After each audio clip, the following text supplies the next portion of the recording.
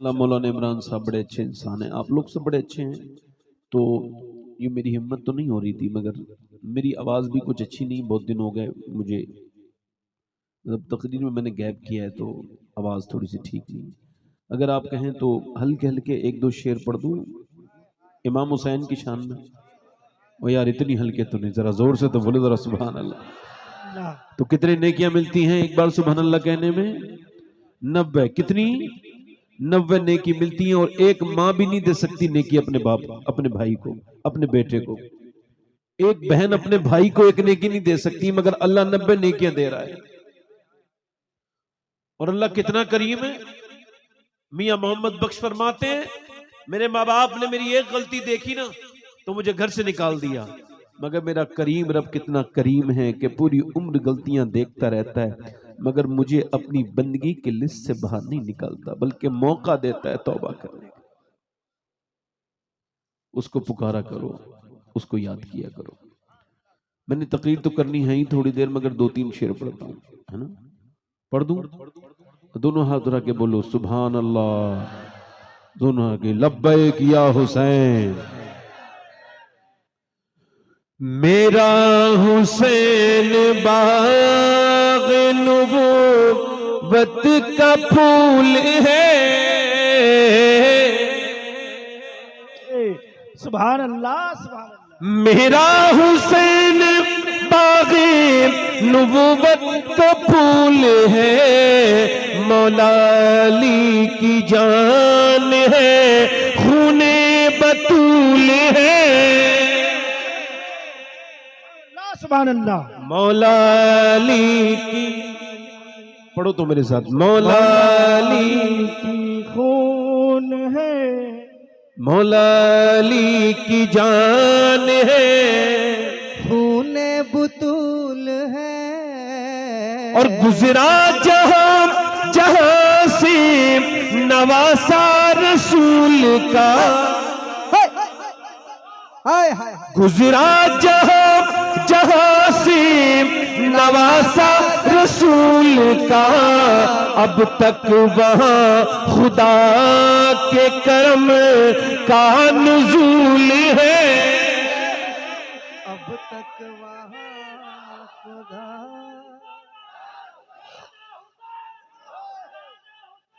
जिंदाबाद जिंदाबाद जिंदाबाद जिंदाबाद जिंदाबाद।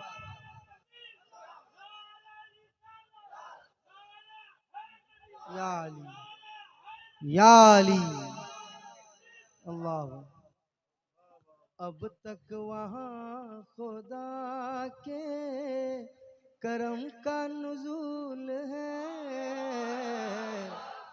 हाय हाय हाय हाय। और कितनी अजीम जात है मौला हुसैन की, जिसके लिए हुजूर के सजदे को तूल है। हाय हाय हाय। नारे तकबीर, नारे रिसालत, मसलके आला हजरत, उलमाए अहले सुन्नत, शहीद आजम कॉन्फ्रेंस। आखिरी शेर पढ़ता हूँ नदीम भाई। हाय हाय। दुनिया में सवारियां बड़ी हैं, लोग बुलेट चलाते वक्त देखता नहीं, अच्छे खासे इंसानों की सवारी है बुलेट, मगर उसको तेज चलाते हैं। नौजवानों से गुजारिश करता हूँ, मोटरसाइकिल का कुछ नहीं बिगड़ेगा, आपका बहुत कुछ बिगड़ जाएगा। जी जी जी। ना बेटे तेज गाड़ी ना चलाए। मगर लोग नाश करते हैं ना, मेरे पास मर्सिडीज है, मेरे पास फॉर्च्यूनर है, मेरे पास हुंडई की घड़ी है। लोग गाड़ियां देख देख के डालते नहीं आजकल। देखें आप, लोग अपने आप को खुद बर्बाद करते हैं तो उन्हें कौन बचाए? जी भाई देखें, इन सब चीजों की तशहीर नहीं करनी चाहिए कि मैंने ये गाड़ी ले ली, ये मोबाइल ले लिया। आप दूसरों को जला रहे हो ना, ये आपसे ये हजम नहीं हो रहा है। जी ये हल्की बातें हैं। ये जो बच्चों को नजरें लग जाती हैं, बच्चे बीमार हो जाते हैं, ये स्टेटस पे उनकी जो फोटो लगाते हैं उस वजह से हो रहे हैं।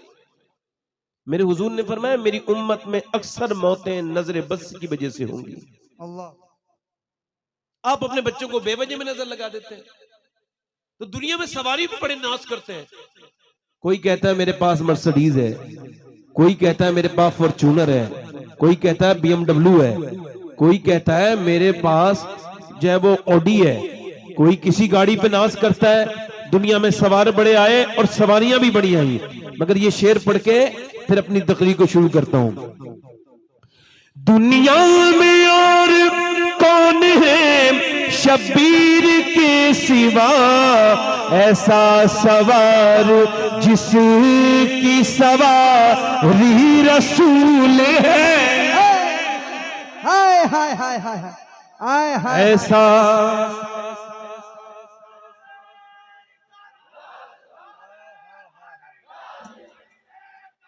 जिंदाबाद जिंदाबाद जिंदाबाद आला हजरत जिंदाबाद अली अली अली अली या रसूल। वैसे अली के नाम से तकलीफ होनी नहीं चाहिए, मगर लोगों को हो रही है। हाय हाय हाय जी जी जी जी। समझ आ रही नहीं आ रही है? वैसे हुजूर ने फरमाया अली तुझे पसंद नहीं करेगा मगर मोमिन, और तुझे बुग़्ज़ नहीं रखेगा मगर मुनाफिक। हाँ, अली का जिक्र इबादत, अली के चेहरे को देखना इबादत। हालात ऐसे भी बने थे कि जिक्र पे भी पाबंदी थी और अली का नाम लेने पर भी पाबंदी थी, तो हुजूर मेरे जानते थे, मेरे हुजूर ने फरमाया अली से मोहब्बत करना भी इबादत।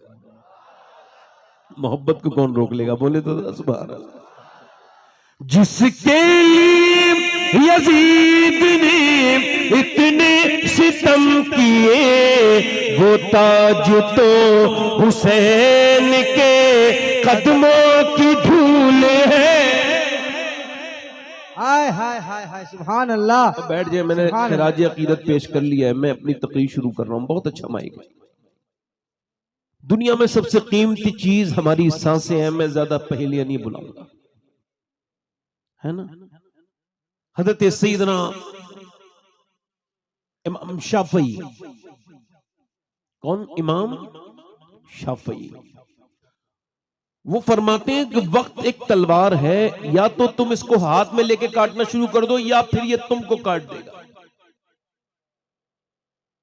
यानी अगर वक्त का सही इस्तेमाल आपने कर लिया तो ये आपको बना जाएगा। अब जो है नहीं, और अगर आपने इसका सही इस्तेमाल नहीं किया तो ये आपको बर्बाद कर देगा। वासिफ अली वासिफ फरमाते हैं जो वक्त को बर्बाद कर रहा है, एक दिन उसे वक्त बर्बाद करके छोड़ेगा।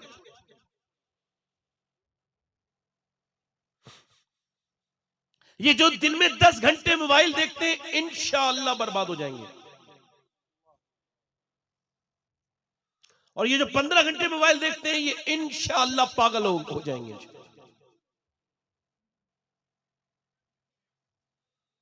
अगर डेटा फ्री था तो क्या मेरी जिंदगी और मेरी सांसें भी फ्री थी? आपका दिल अगर दुनिया में बहुत लगता है मेरे दोस्तों, मेरे अजीजों, मेरे आका फरमाते हैं अगर तुम ये चाहते हो कि अल्लाह तुमसे राजी हो और तुम फला पा जाओ तो अपने आप को मुर्दों में शुमार करो। सहाबा इकराम जब 30 साल के हो जाते थे तो फिर वो सजदों में रोते थे और कहते थे मालिक आधी उम्र गुजर गई मगर अभी तक तुझे राजी नहीं कर पाए।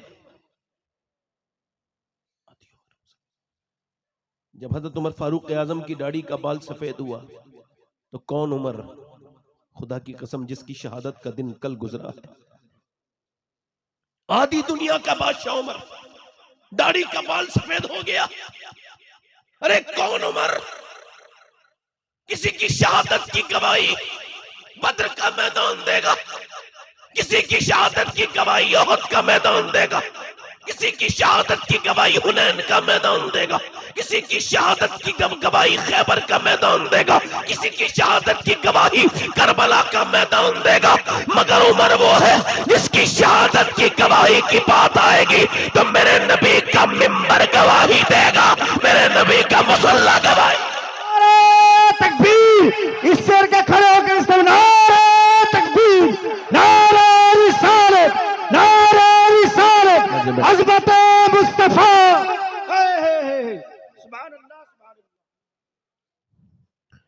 मैं किसी आम इंसान की बात नहीं कर रहा हूं, बैठ के आराम से सुनिएगा। अब आप उठिएगा मत बीच में, वरना मेरी तकरीर का मसला खत्म हो जाए। बैठ जाए आप आराम से।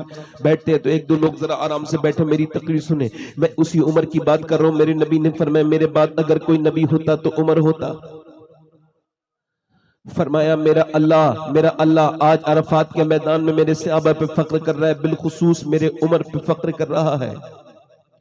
उमर फारूक आजम बात कर रहे हैं, एक आदमी आता है, आकर के कहता है उमर मरना भी है, उमर मरना भी है। अभी मैं एक जगह गाड़ी चला रहा था, अचानक मेरी गाड़ी किसी गाड़ी के करीब से गुजरी तो बराबर में कोई बदतमीज आदमी था, उसके तिलक लगा हुआ था, तो उसने अपनी बदतमीजी की और मुझसे कहा कि मर जाएगा।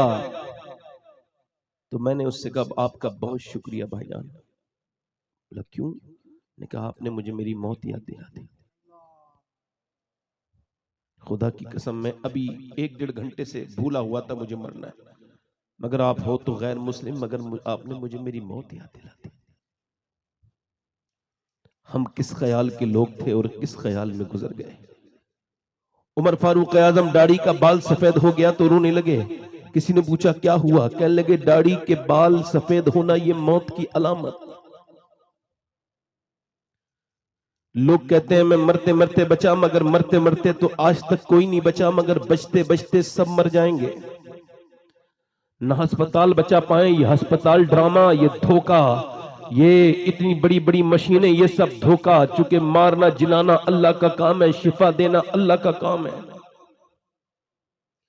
न कोई अस्पताल बचा सका, न कोई टेक्नोलॉजी बचा सकी, न उस माइकल जैक्सन को लोग बचा सके जो अपने साथ हर वक्त डॉक्टर रखता था, डॉक्टर के कहने से खाता था, डॉक्टर के खाने से कहने से पीता था, जो हजारों करोड़ों बल्कि अरबों रुपया जिसने अपनी सेहत पे खर्च किया, मगर जब मौत आई तो बहुत जल्दी वो मौत उसको मौत आ गई और मौत से कोई डॉक्टर बचा ना सका। अगर नौजवानों तुमको अपनी जवानी पे बहुत फक्र है, तुमको अपने हाथ पैरों की ताकत पे बड़ा फक्र है, तुमको अपनी जवानी बर्दाश्त नहीं होती, तो जाकर के देखो अपने जिले के किसी अस्पताल में और जाकर के देखो पोस्टमार्टम हाउस में बाहर लाशें पड़ी हैं, जवान जवान लड़कों की लाशें पड़ी हैं, मगर उनको मियां उनके साथ रोने वाले अब रोते नहीं। वहां कितनी लाशों की लाइन लगी हुई है, मगर उनके साथ आने वाले अब रो नहीं रहे, चूंकि उनकी आंसू सूख चुके हैं, वो अब रो नहीं सकते और वो रो नहीं पा रहे, चूंकि उनसे कहा जा रहा हमारे वाले का कब पोस्टमार्टम होगा। अंदर से आवाज आ रही अभी चीरने वाले बहुत बिजी हैं, अभी इनको बाद में चीरेंगे, ये लाशें ऐसी लाइन से लगाओ।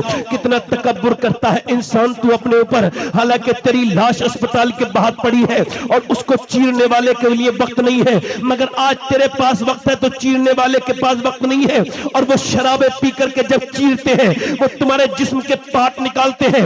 मैंने जाकर के देखा है, जब मेरा दिल बहुत दुनिया में लगने लगता है तो मैं किसी और जगह नहीं जाता, मैं जाता हूं पोस्टमार्टम हाउस पर और जाकर के जवानों की लाशों को आते हुए देखता हूं। एक दिन में न जाने कितने नौजवान आते हैं, वो जवान जो अपने इस धोखे में थे कि मौत तो बुढ़ापे में आती है, उनको जवानी में मौत ने आ लिया। मुझे बताओ उस जो नौजवान के ऊपर कितनी हसरत करनी चाहिए। मेरे आका फरमाते हैं जो जिस काम को करते हुए मरेगा कयामत के दिन उसी के साथ उठेगा, उसी काम के साथ उठेगा। जो लड़का अचानक अपने मोबाइल में गंदी फिल्म देख रहा था और कोरोमंडल एक्सप्रेस में सफर कर रहा था, चलते चलते अचानक उसके ट्रेन में एक्सीडेंट हो गया और वो मर गया, क्या उसने सोचा था उसके साथ ऐसा हो जाएगा? उसको तौबा की तौफीक न मिली। अब अगर वो कयामत के दिन वही गंदी तस्वीरें देखता हुआ उठा तो उसका क्या होगा? बताओ उसका क्या होगा? अगर वही गंदा नंगा नाच देखता हुआ उठा तो क्या होगा? इंस्टाग्राम फ्री था, क्या तेरी जिंदगी भी फ्री थी? फेसबुक फ्री हो गया था, क्या तेरी जिंदगी भी फ्री थी? ए नौजवान, तूने अपनी जिंदगी बर्बाद कर ली। तुझको इंस्टाग्राम ले गया, तुझको फेसबुक ले गया, तेरी जवानी ने तुझे बर्बाद कर दिया। न जाने कौन कौन से दर पर के लेके गई तेरी जवानी। आजा, अब भी वक्त है, होश के नाखून ले और आजा वापस पलट के अपने रब से तौबा कर ले और कह कहे ए मालिक बहुत खताएं हो गई, रब माफ कर दे। ये जवानी क्या जवानी है जो इन बंबई के हीरो की तरह गुजर गई, वो जवानी क्या जवानी है जो बंबई के बेगैरतों की तरफ पे गुजर गई। अगर तुझे जवानी ही गुजारनी थी तो बंबई के बेगैरत की तरफ पे नहीं, तरफ पे नहीं गुजारनी थी, बल्कि अगर तुझे जवानी का रंग देखना था तो करबला के 18 साल के अली अकबर की जवानी का रंग देखना था, जिसने अपने बाप के सामने कहा था ऐ मेरे बाबा हुसैन, ये अली का पोता जवानी में शहादत का जाम पीता है और ये कहता है कि अली के घर वालों की जवानी दुनिया की दीवानी नहीं है, मदीने वाले की दीवानी।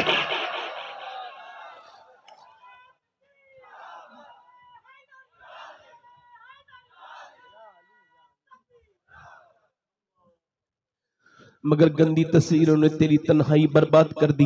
जरा गौर तो कर, यजीद के अंदर कौन सी कमियां थी। यजीद जो है वो औरतों के नाच देखता था, यजीद बेनमाजी था, यजीद शराब पीता था।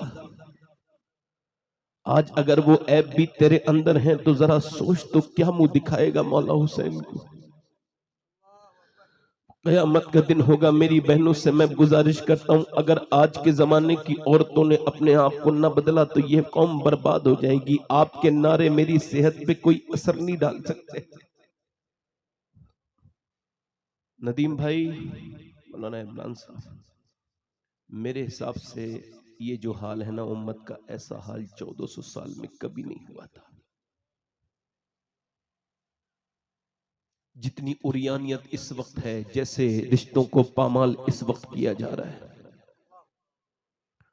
जो गंदी चीजें आज हमारे यहाँ प्रैक्टिस हो रही हैं, जो हमारी बच्चियों के साथ हो रहा है, जो हमारी बेटियों के साथ हो रहा है। एक मुआशरे से 2 बच्चे निकल के बाहर को आते हैं, तवज्जो करना, गौर करना जरा। और किसी साहब को मिंबर से जाना हो तो जल्दी से चले जाएं। हजरात, ये कहना कि इनकी तकरीर सुनो, ये एक जो है वो काम हो सकता है, जिम्मेदारी हो सकती है, एक सोशल काम हो सकता है, मगर बैठ के सुनना ये बड़ी हिम्मत की बात है। रात में आप में हिम्मत की आपकी दाद देता हूँ। आपका दिल लग रहा है या खत्म कर दूं? बोलूं थोड़ी देर और बोलूं? दिल लग रहा है आप लोगों का? नहीं लग रहा? जरा देखें, रात में तकरीर न करने की और परेशान होने की एक ही वजह होती है कि लोग दिल से सुनते नहीं, उठ के चले जाते हैं, घड़ियां देखते रहते हैं। इस वजह से मेरे दोस्तों, मैं अपनी बात को आपके सामने करता हूं। जब तक माएँ शरीफ नहीं होंगी तब तक बच्चे शरीफ, जब तक बाप शरीफ नहीं होगा बच्चे शरीफ नहीं हो सकते। माओ को शरीफ बनाना होगा। अब देखो, बाप बदतमीज है, बाप बेहया है, बाप बेगैरत है, घर में घुसा है और उसने अपने बच्चों को भी देखा है। अल्लाह ने आपको बच्चे वाली नेमत दे दी है। खुदा ना करे कि आपका बच्चा ट्रक के नीचे आए तो आप रोकेंगे कि नहीं रोकेंगे? मोटरसाइकिल के नीचे आए रोकेंगे कि नहीं रोकेंगे? और आपका बच्चा जहन्नम में जा रहा है तो रोकेंगे कि नहीं रोकेंगे? रोकेंगे कि नहीं रोकेंगे? अगर आपका 10 साल का बच्चा गंदी तस्वीरें देखने का शौकीन हो गया है तो अल्लाह से तौबा करो, बच्चा आपका खतरे में है। अब देखो, शादी हो गई, मियाँ बीबी दोनों हैं। अब शोहर जो है ना वो बदतमीज है, बात बात पे अपनी बीबी को मारता है। मारते मारते मारते मारते उसके अंदर जो घर में कैमरा पैदा हुआ है ना बच्चा, उसका वो कैमरा देख रहा है अपने बाप को। बिल्कुल वो देखे जा रहा है कि बाप गाली किस वक्त देता है, बाप झगड़ा किस वक्त करता है, बाप सालन किस वक्त फेंक देता है, बाप अम्मी को किस वक्त इज्जत उतार देता है लोगों के सामने। वो सब देखता चला जा रहा है, देखता चला जा रहा है। एक बाप से एक किरदार जो है नमूदार हो रहा है। बाप को देखते देखते बेटा जवान हुआ और जब उसकी शादी हुई तो उसने भी अपनी बीबी को मारा।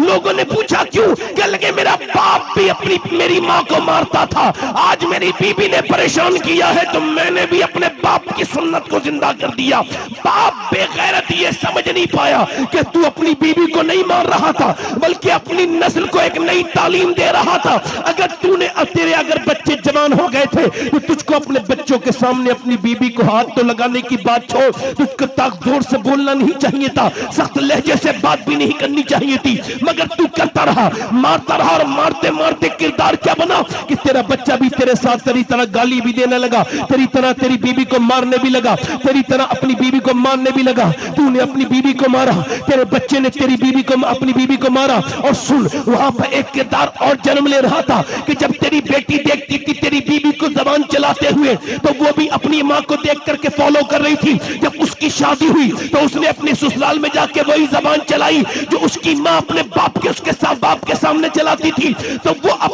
अपनी ससुराल में जाके पिटी। अब इसका मतलब यह है एक मां से और एक बाप से दो किरदार निकलते हैं और दोनों किरदार जमाने को मिलते हैं। मैं अपने बाप का आईना हूं, आप अपने बाप के आईने हैं। आपको अल्लाह ने अकेला नहीं छोड़ा है, आपके बाप की आदतें आपके अंदर मौजूद है।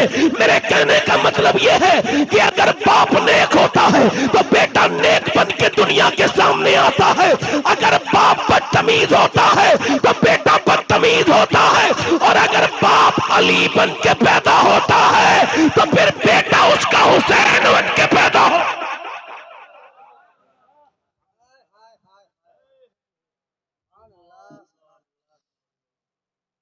बाप अगर अली होता है और अगर मां फातिमा तो ज़हरा होती है तो बेटी ज़ैनब कुबरा होती है। आज लोग कहते हैं, तवज्जो करना मेरी बात पर, आज लोग कहते हैं कि फलां की लड़की ने नाक कटा दी, फलां की लड़की ने नाक कटा दी, इसकी लड़की ने नाक कटा दी, उसकी लड़की भाग गई, उसकी लड़की ने ये कर दिया। मैं कहता हूं लड़कियां तो कभी भी नाक नहीं कटा सकती।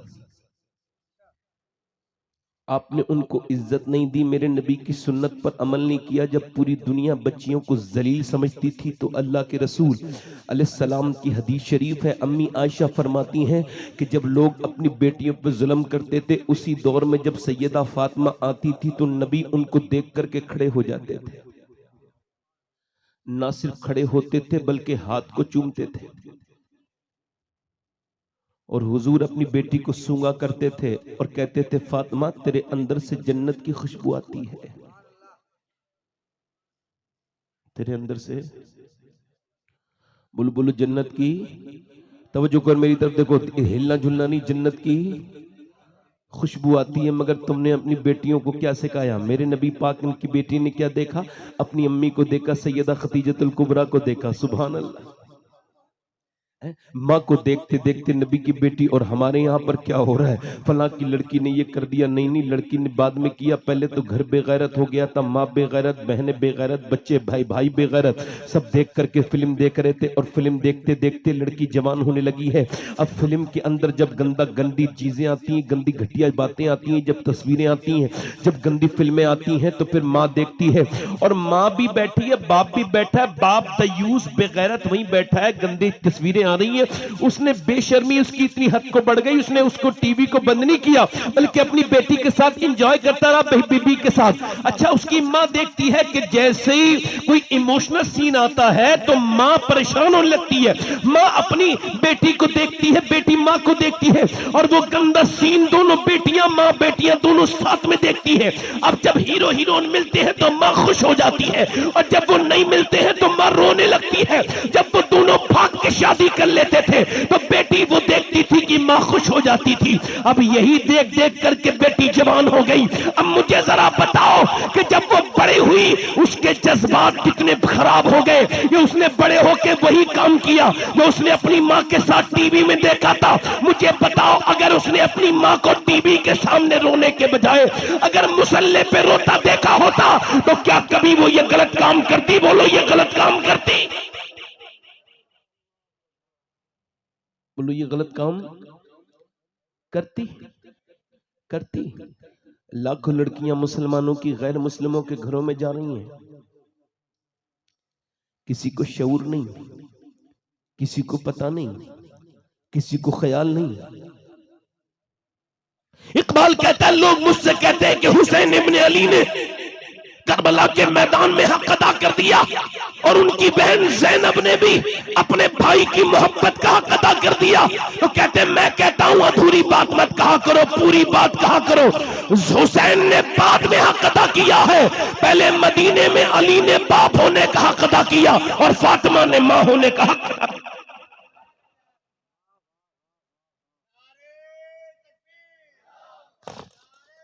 बैठे आराम से, नारा न लगाएं, बैठे, बस मेरी तकरीर पे ध्यान दें।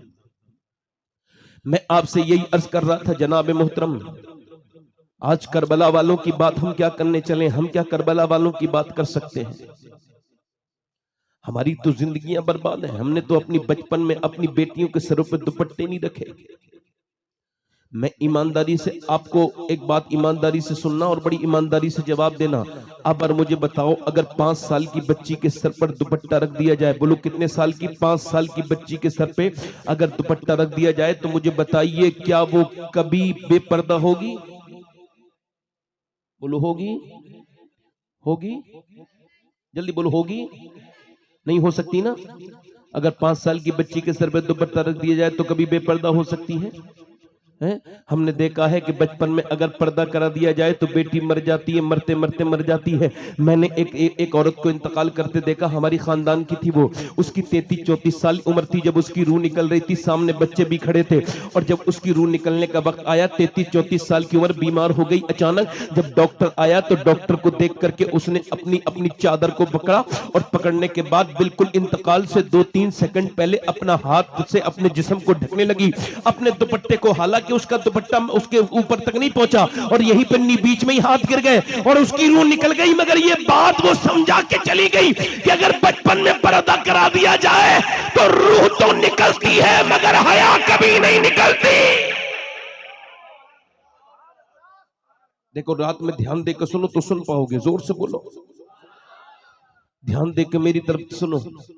अगर ये देखा होगा, ये बचपन में देखा होगा। अच्छा देखें, आप जरा गौर करें, तवज्जो करें। अगर बचपन में पर्दा करा दिया जाए तो बेटी कभी नहीं बिगड़ सकती।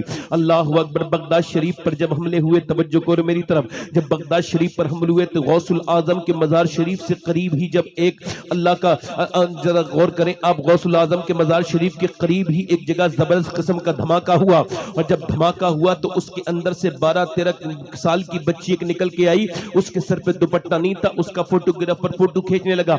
उसने हाथ जोड़ के कहा मेरा फोटो मत खींचना। कहा क्यों? कहा इस वजह से मेरा फोटो मत खींचना कि मेरा बाप भाई सब मर चुके हैं, मैं बड़ी मुश्किल से मलबे से निकली हूं और दुपट्टा मैं न ला सकी अपना, मेरा सर नंगा है। अगर तुम मेरा फोटो खींचोगे तो दुनिया देखेगी, और जब बगैर दुपट्टे के देखेगी तो लोग क्या कहेंगे कि शेख अब्दुल कादिर जीलानी की गली की लड़की बगैर दुपट्टे के बगदाद में निकलती है।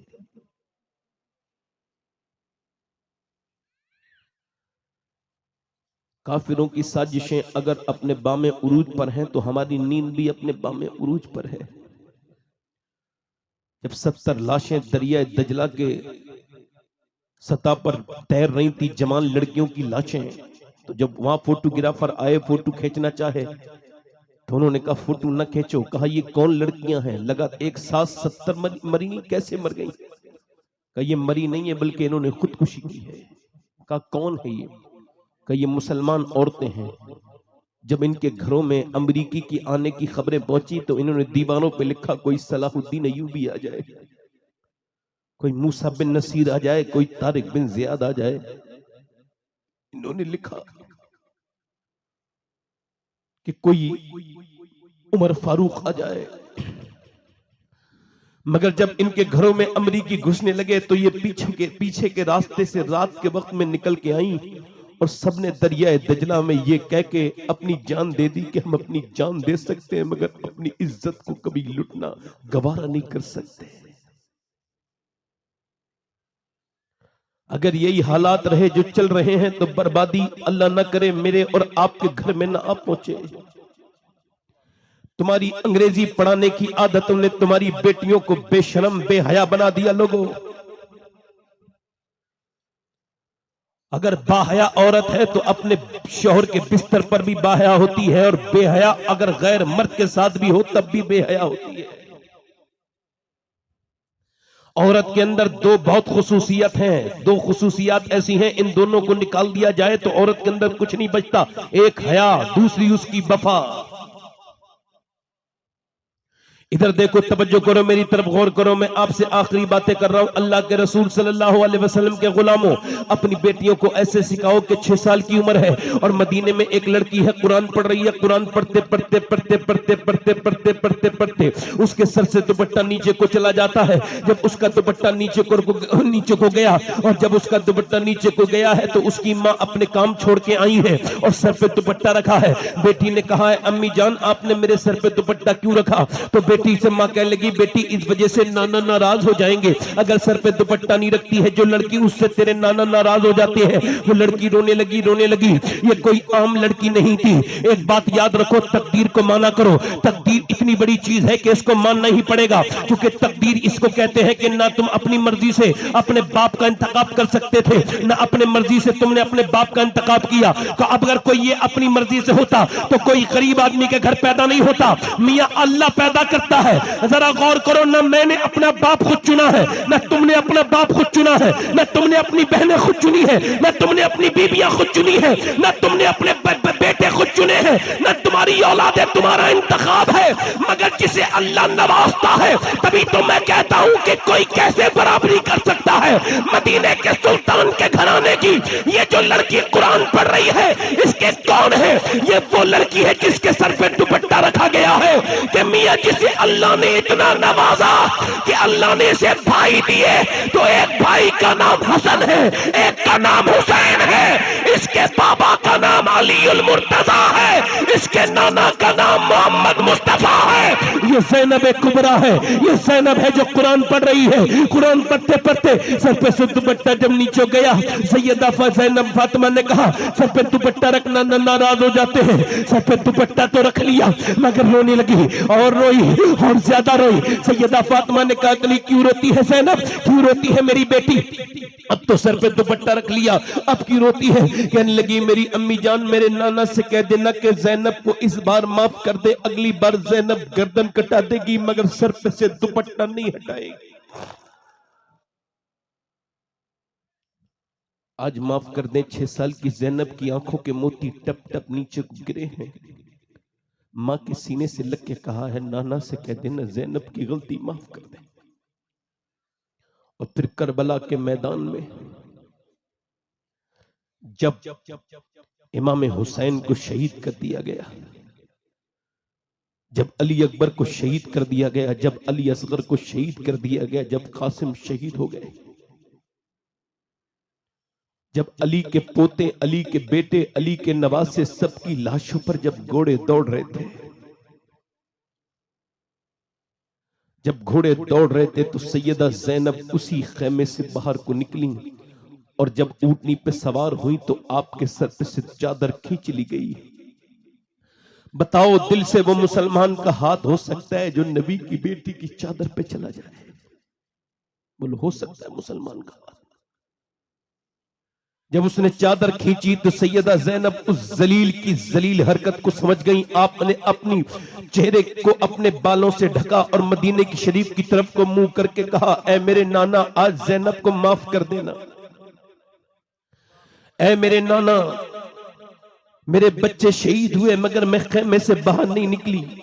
मेरा कासिम शहीद हुआ, मैं खेमे से बाहर नहीं निकली। मेरा अली अकबर शहीद हुआ, मैं खेमे से बाहर नहीं निकली। मेरा भाई अब्बास शहीद हुआ, मैं खेमे से बाहर नहीं निकली।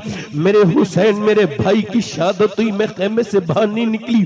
ऐ मेरे नाना, मेरे बच्चों की लाशों पर घोड़े दौड़े और जब घोड़े दौड़े तो उनकी हड्डियों की टूटने की आवाजें आई, मगर ज़ैनब बाहर नहीं निकली। मगर आज जब मैं निकली हूँ चादर से, तो इसने मेरी चादर छीन ली है। मैंने बचपन में वादा किया था कि पर्दा करूंगी, मगर आज मेरे नाना जरूर मुझे माफ कर देंगे, चूंकि अब ज़ैनब का दुपट्टा छिन गया है। बालों के अलावा कुछ नहीं है जो मैं पर्दा करूं। अल्लाह, मैं बालों के अलावा नहीं है कुछ कि मैं पर्दा करूं।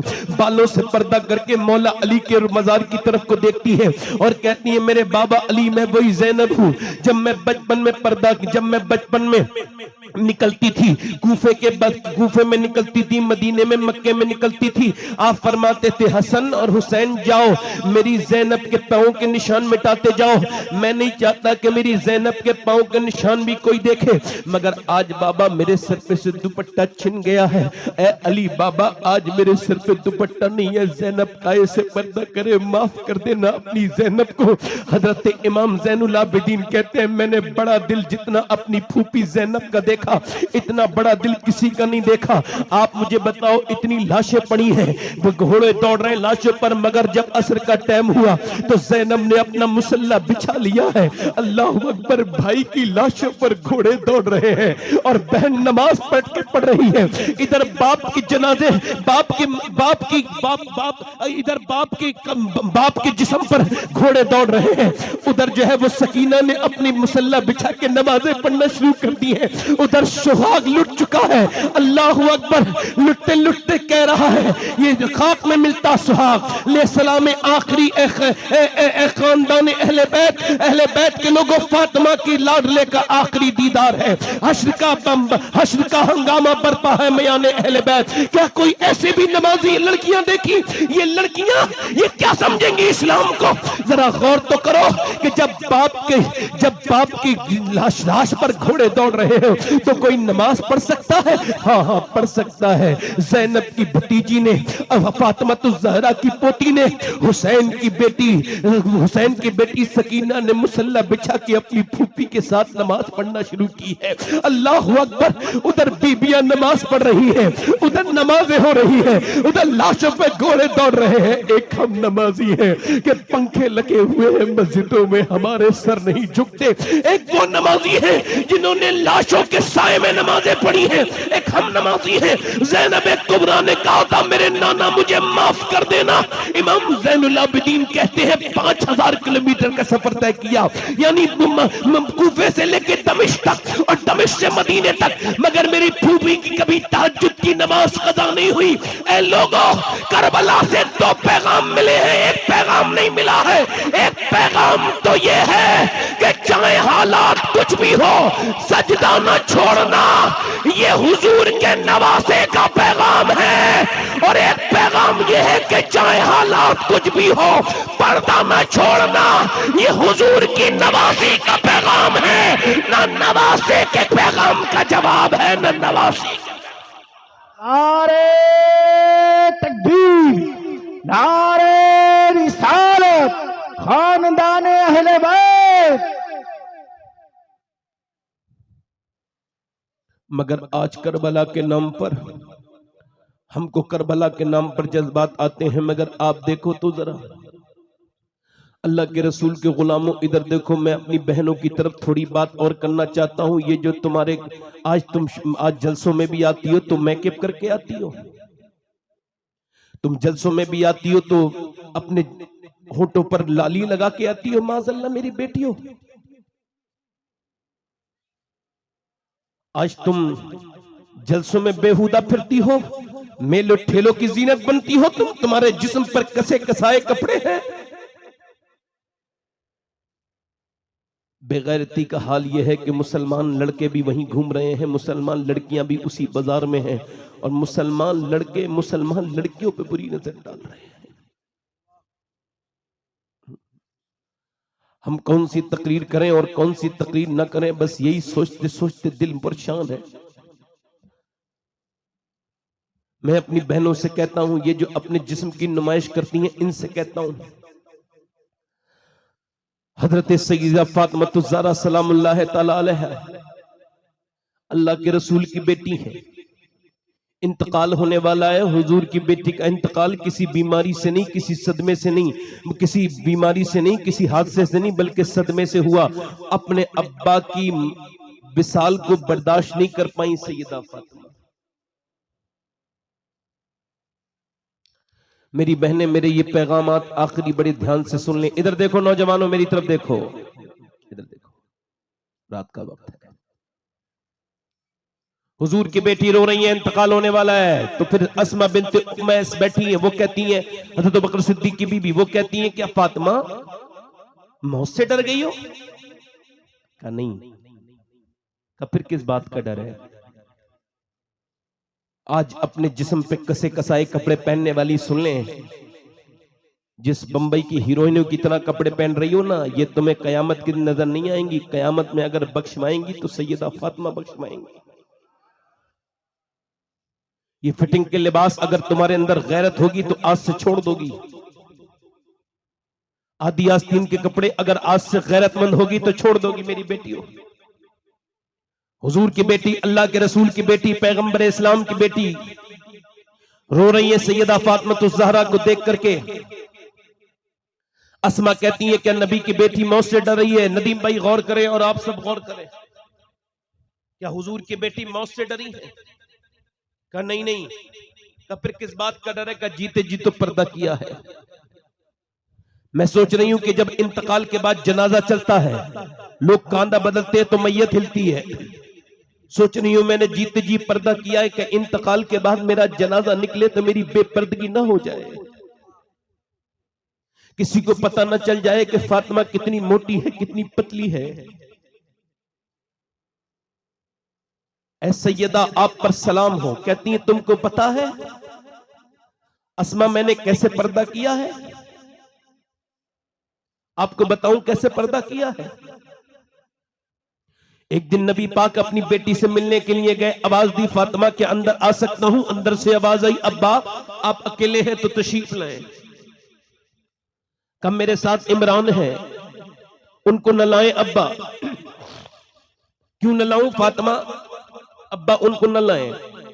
फातिमा क्यों न लाऊं? उनको न लाएं। और फातिमा क्यों न लाऊं? बस अब्बा उनको न लाएं।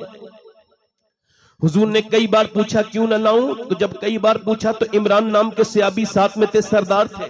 वो कहते हुजूर ने कई बार पूछा तो अंदर से आवाज आई अब्बा आपकी बेटी के पास इतने कपड़े नहीं है कि वो किसी दूसरे मर्द से पर्दा कर सके। एक जोड़ी कपड़े में मेरे अब्बा पैबंद लग गए। कौन सा दिल लाऊं जो मैं अपनी बहनों के दिल तक पहुंचूं कि कयामत के दिन हुजूर की बेटी तुमसे नहीं पूछेंगे तुम्हारी तो अलमारियां भरी हुई थी कपड़ों से। उस 72 पैमत की चादर वाली फातिमा को क्या जवाब देंगे ये महंगे सूटों वाली औरतें कि जिनके पास एक भी जोड़ी कपड़ा ऐसा नहीं कि वो नमाज पढ़ सके उन कपड़ों को पहनकर। हुजूर ने फरमाया बेटी क्यों न लाऊं? अंदर से आवाज आई अब्बा आपकी बेटी के पास इतने कपड़े नहीं। हुजूर अंदर गए, कहा मेरी फातिमा चादर भिजवाई, बड़ी कमजोर हो रही है मेरी बेटी, क्या हाल है? बाप तो बेटी के घर चला जाए तो बेटी यूं ही देख के रोने लगती है। हमने तो जाना बंद कर दिया। बहनों के घर जाया करो। मैं आपको बताता हूं अगर तुम ये चाहते हो कभी मोहताज ना हो तो बस बहनों को दिया करो और उनसे दुआएं लिया करो। लिख लो ये बात। अर्ज की गई या रसूलल्लाह मेरी मां नहीं है, फिर क्या करूं? फरमाया बड़ी बहन के पास जा। तेरी बड़ी बहन के दिल में अल्लाह ने तेरे मां की तरह मोहब्बत रखी है। आज तुमने बेटियों के घर जाना बंद कर दिया। हुजूर जब गए पूछा मेरी बेटी क्या हो गया? अल्लाह का शुक्र है अब्बा, ओ बताना मेरी बेटी क्या हो गया। अल्लाह का शुक्र है अब्बा, ओ बताना मेरी बेटी क्या हो गया। जब हुजूर ने कई बार पूछा तो अंदर से आवाज आई सैयदा की अब्बा और तो कोई बात नहीं, मगर मैंने 5 दिन से कुछ खाया नहीं है, मेरे पेट से पत्थर बना हुआ है। इरशाद फरमाते मेरे नबी मेरी बेटी फातिमा मताउन दुनिया कलील, दुनिया छोटी है, आखिरत बड़ी है। मेरी बेटी दुनिया मोमिनीन के लिए कैद खाना, काफिर के लिए जन्नत। अगर मेरी लाडली फातिमा ने 5 दिन से कुछ नहीं खाया है तो तेरे बाप को आज 9 दिन हो गए मेरे पेट से 2 पत्थर बने हुए हैं। इमाम हसन कहते हैं मैं अपनी माँ को देखता था। मेरी बहनों सुन लो, तुम्हारी माँ ने इतनी दुआएं तुम्हारे लिए नहीं की जितनी हसन हुसैन की माँ ने तुम्हारे लिए दुआएं की हैं। इमाम हसन कहते हैं मैंने अपनी माँ को देखा था कि पूरी पूरी रात मेरी वालदा दुआ करती थी। क्या दुआ करती थी? किसके लिए दुआ करती थी? इसी अपने अब्बा की उम्मत के लिए दुआ किया करती थी। कहते हैं मैंने पूछा, मैंने कहा अम्मी आप दुआ करती हैं मगर मैंने कभी अब्बा के लिए दुआ करते नहीं सुना, कभी हुसैन के लिए नहीं, कभी ज़ैनब के लिए नहीं, कभी आप मेरे लिए दुआ नहीं करती, हमारे लिए दुआ क्यों नहीं करती? तो मेरी माँ ने कहा था ऐ मेरे बेटे हसन, तेरी माँ फातिमा की दुआओं पर पहला हक तेरे नाना की उम्मत के लोगों का।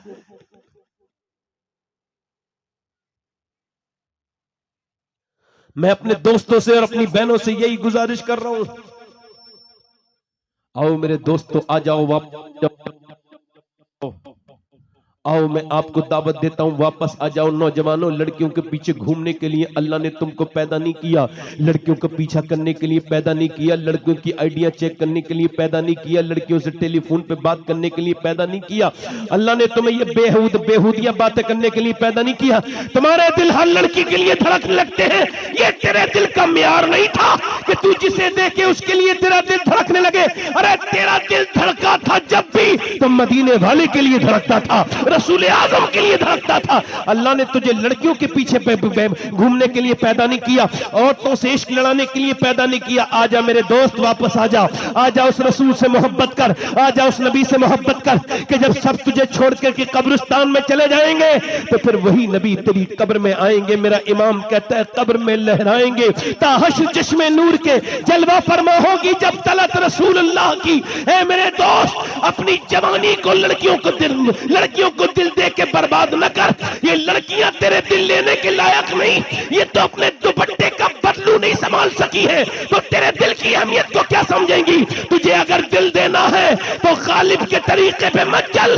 गालिब ने कहा था कि इश्क ने गालिब निकम्मा कर दिया, वरना हम भी आदमी थे काम के। बरेली से आवाज आई हो गालिब तू शायर बड़ा हो सकता है मगर तेरा ख्याल बड़ा नहीं है, चूंकि सुन इश्क निकम्मा नहीं करता है बल्कि निकम्मे को काम वाला बना देता है। गालिब ने कहा था इश्क ने गालिब निकम्मा कर दिया, वरना हम भी काम आदमी थे काम के। हिंदुस्तान की राजधानी दिल्ली से गालिब ने कहा इश्क ने गालिब निकम्मा कर दिया, वरना हम भी आदमी थे काम के। तो फिर मोहब्बत की राजधानी सुन्नियत की राजधानी बरेली से आवाज आई इश्क तेरे सदके चलने से छुटे सस्ते, जो आग बुझा देगी वो आग लगाई है। तकबीर, दोनों हाथ में नारे तकबीर, नारे रिसालत, नारे रिसालत। इश्क मोहब्बत, इश्क मोहब्बत, और भी बुलंद इश्क मोहब्बत, इश्क मोहब्बत। अल्लाह ने तुझको लड़कियों के पीछे भागने के लिए पैदा नहीं किया, लड़कियों के स्कूलों के टाइम पर जाकर के उस टाइम पर उनका इंतजार करने के लिए पैदा नहीं किया। अल्लाह ने तुझे अपने हबीब से इश्क के लिए पैदा किया। हाँ मेरे दोस्त वापस आ जा, मैं तुझे ही बुला रहा हूं, किसी और को नहीं बुला रहा हूं मेरे दोस्त। अनस इब्ने मालिक हुजूर के सहाबी हैं, जरा जोर से बोलो अनस इब्ने मालिक रदी अल्लाह तआला अन्हु, जोर से बोलो रदी अल्लाह। हुजूर के 10 साल नौकर रहे। अच्छा जो 10 साल हुजूर के साथ रहे और कोई उसके साथ रह ले तो तवज्जो तो करें। अरे जिसने सुभान अल्लाह आला हजरत को देखा वो हुज्जतुल इस्लाम बना, जिसने आला हजरत को देखा और जिसने हुज्जतुल इस्लाम को देखा वो मुजाहिद मिल्लत बन गया। आओ मेरे दोस्तों मैं आपसे ही कह रहा हूं, गुजारिश कर रहा हूं, आओ वापस पलटो, आ जाओ। हजरत अनस इब्ने मालिक का एक नौकर है, उसका नाम है तलहा बिन उस्मान, ताबई है, और वो पल्ले बेचते हैं। पल्ले नौजवान है, निहायत खूबसूरत, स्मार्ट। एक गली से गुजरते हैं रोज, उसी गली में फौजियों ने पकड़ के कहा तुझे चल बादशाह के घर चलना है। मैंने क्या किया? कहा किया कुछ नहीं, तुझे बादशाह की बीबी ने बुलाया। उसने कहा क्या बात है? कहा हमको नहीं पता, हम नौकर है, हमसे इतना ना पूछ, हम तो जो पकड़ने आए, चल तेरे पल्ले बल्ले लेंगे और क्या होगा। जब लेके गए बड़ा सा महल आया, अंदर गया, बेहतरीन कमरा, अंदर कमरे में दाखिल हुआ तो बड़ी खूबसूरत लड़की शहजादी बैठी है, हुस्न का जवाब कोई नहीं। उसने कहा दरवाजा बंद करो और तुम बाहर चले जाओ। फौजी बाहर चले गए। अब वो तन्हा वो थे, तलहा बिन उस्मान और वो शहजादी। उसके करीब गई, ये उसके करीब गया। इसने उससे कहा, सुन, मुझे तेरे पल्ले वल्ले नहीं खरीदने। वो शहजादी बोली, बल्कि मैं तुझ पे आशिक हो गई हूं, कई महीने से देख रही हूं, और मैं बादशाह की बीबी हूं, कई महीने से देख रही हूं, तेरे हुस्न पर आशिक हूं। ऐसा कर, मेरा दिल तू खुश कर दे, मेरे साथ जिना कर ले, तू जो चाहेगा फिर मैं तुझे दूंगी। उसने कहा, मैं जिना नहीं कर सकता, ये बेहयाई है। ओ कैसी बात करता है, बेहयाई बेहयाई की, आजा मेरा हुस्न देख। उसने कहा, इतना दौलत दूंगी, कभी तुझे फेरी करने की जरूरत नहीं। उसने कहा, दौलत पसंद है ना खजीना पसंद है, मुझको तो मुस्तफा का मदीना पसंद है। उसने कहा, मेरे हुस्न में तुझे कमी क्या लगती है? मैं बादशाह की बीबी हूँ, जिधर देखूं मुझे, मेरी जिधर देखूं भीड़ लग जाती है, जिधर से गुजर जाऊं मुझे नजारे करते हैं लोग। मैं बादशाह की बीबी हूँ, मैं शहजादी हूँ। मेरे हुस्न की एक झलक पाने के लिए नौजवान बेताबू बेकरार हैं, और मैं तुझे अकेले कमरे में दावत दे रही हूँ। तू भी जवान, मैं भी जवान, आप मेरे हुस्न में तुझे क्या कमी लगती है? तो वो ताबई बोला, अब मेरी निगाहों में जचता नहीं कोई, जैसे मेरे सरकार है वैसा नहीं।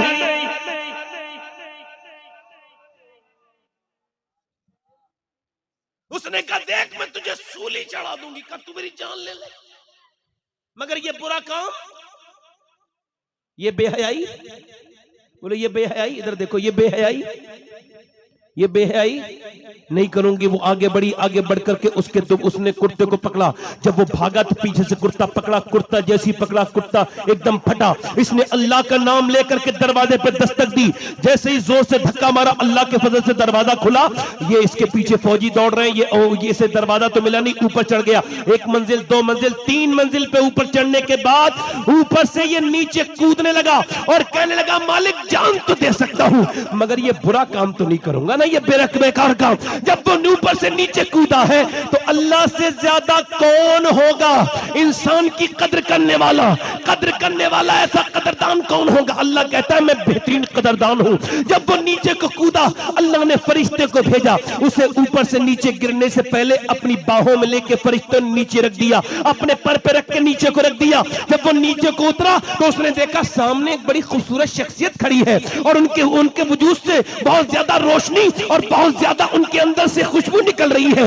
इतना हसीन इंसान उसने कभी देखा नहीं था। कहा, आप कौन हैं? क्या कोई फरिश्ते हैं? मैंने आपसे ज्यादा खूबसूरत इंसान कभी नहीं देखा। कहा, मुझे पहचाना नहीं? मैं तुझे ये बताने आया हूं कि अल्लाह तुझसे राजी हो गया है तेरे इस अमल पर, चूंकि मुझे पहचान, मैं हूं यूसुफ, हजरत यूसुफ हूं मैं याकूब का बेटा यूसुफ हूं, और तुझे ये बताने आया हूं कि जो काम मैंने नबी हो के जुलेखा के साथ किया था, तूने मोहम्मद का उम्मती होके कर दिया।